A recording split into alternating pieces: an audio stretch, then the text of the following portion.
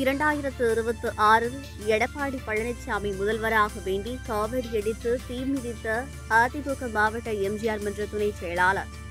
சிவகங்கை மாவட்டம் திருப்பத்தூர் அருகே குன்றக்குடி ஸ்ரீ சண்முகநாதர் ஆலயத்தில் இன்று பங்குனி உத்திர பெருவிழா வெகு விமர்சையாக நடைபெற்றது.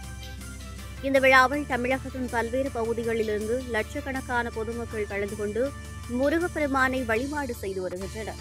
அருகில் உள்ள கிராமங்களிலிருந்து பல்லாயிரக்கணக்கானோர் காவடி எடுத்தும் அலகு குத்தியும் தீச்சட்டி ஏந்தியும் தங்களது நேர்த்திக் கடன்களை செலுத்தி வருகின்றனர்.